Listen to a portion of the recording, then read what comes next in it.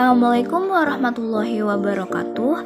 Kami dari kelompok 7 kelas 06 SAKP 005. Sebelumnya, perkenalkan dulu, saya sendiri yaitu Fitria Nurjanah, lalu ada teman saya yaitu Nurul Hikmatin Nufus, dan ada satu lagi Rahayuni Dinita. Di sini kami akan menjelaskan materi mengenai konsolidasi laporan rugi laba dan laba ditahan. Enjoy this video, simak videonya baik-baik ya. Saya Fitria Nurjanah. Di sini saya akan menjelaskan tentang pengertian konsolidasi laporan rugi laba dan laba ditahan.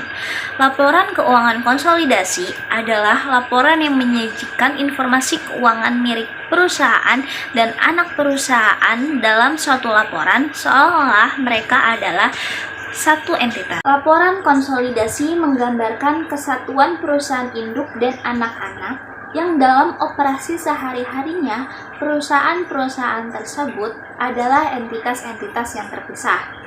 Pengendalian perusahaan induk atas anak menyebabkan dalam banyak hal operasi anak dipengaruhi oleh induk. Dengan demikian, akan banyak terjadi transaksi antara induk dan anak. Laporan laba rugi konsolidasi yaitu laporan laba rugi yang menunjukkan kondisi keuangan yang bergabung antara induk dan anak perusahaan.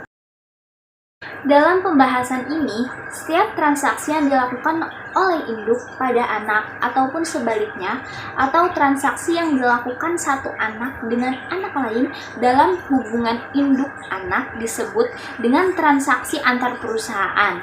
Transaksi ini menimbulkan keterkaitan akun-akun dalam laporan keuangan induk dan anak. Transaksi ini dipandang sebagai dalam penyusunan laporan laba konsolidasi. Laporan konsolidasi memandang induk dan anak adalah satu, sehingga bila induk melakukan transaksi dengan anak, hal itu berarti transaksi dengan diri sendiri. Transaksi antar perusahaan merupakan transaksi internal dari sudut pandang konsolidasi.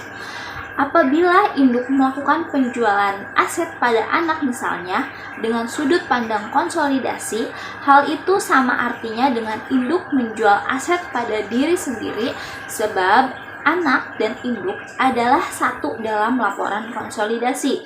Laporan keuangan konsolidasi mengakui transaksi seperti ini dan menganggap penjualan tersebut semata-mata sebagai pemindahan aset saja, dan oleh karena itu dalam penyusunan kertas kerja konsolidasi transaksi-transaksi seperti ini harus dieliminasi. Perkenalkan, nama saya Nurul Hikmatin Nufus. Di sini saya akan menjelaskan materi mengenai konsolidasi. Biasanya munculnya penyusutan laporan keuangan konsolidasi terjadi jika ada hubungan antara induk dan anak. Laporan keuangan konsolidasi terdiri dari neraca konsolidasi, laporan laba rugi konsolidasi, laporan laba rugi ditahan konsolidasi, dan arus kas konsolidasi. Pada tanggal akuisisi, hanya neraca konsolidasilah yang dapat disusun, karena laba dan rugi menjadi hanya hak induk pada periode setelah akuisisi.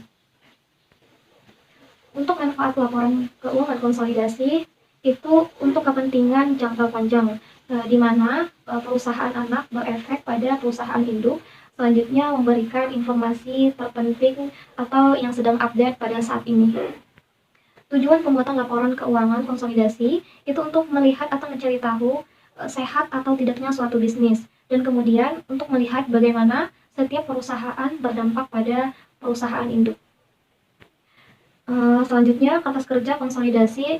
Laporan keuangan konsolidasi diperoleh dari kertas kerja konsolidasi sebagai alat untuk mengelimasi akun yang berkaitan dengan transaksi antar perusahaan. Di antaranya ada amortisasi, selisih investasi, selanjutnya pendapatan dari anak kepada induk, dan laba yang dibagi oleh anak ke induk. Nama saya Rahayuni Dinita. Perbedaan antara laporan laba rugi konsolidasi dan laporan laba rugi bukan konsolidasi pada perusahaan induk disajikan secara rinci, bukan hanya jumlah laba bersihnya saja. Jika perusahaan induk menjual barang dagangan pada perusahaan anak atau sebaliknya, akan ada pembelian dan penjualan antar perusahaan pada buku terpisah perusahaan induk dan perusahaan anak. Saldo pembelian dan penjualan antar perusahaan adalah saldo resiprokal yang harus dieliminasi dalam menyiapkan laporan laba rugi konsolidasi, karena saldo-saldo tersebut tidak mewakili pembelian dan penjualan pada pihak-pihak di luar entitas terkonsolidasi. Penyesuaian-penyesuaian atas penjualan dan pembelian antar perusahaan mengurangi pendapatan dan beban dengan jumlah yang sama besar, dan karena itu tidak mempengaruhi laba bersih konsolidasi. Jumlah pendapatan dan beban sewa yang resiprokal juga dieliminasi tanpa mempengaruhi laba bersih konsolidasi. Berbagai penyesuaian dan eliminasi lainnya muncul dalam menyiapkan laporan laba rugi konsolidasi, di mana tujuannya adalah untuk menunjukkan pendapatan bagi perusahaan induk dan perusahaan anak seolah-olah hanya ada satu entitas hukum dan akuntansi.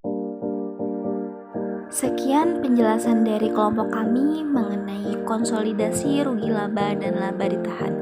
Mohon maaf atas segala kekurangan. Kami tutup. Wassalamualaikum warahmatullahi wabarakatuh.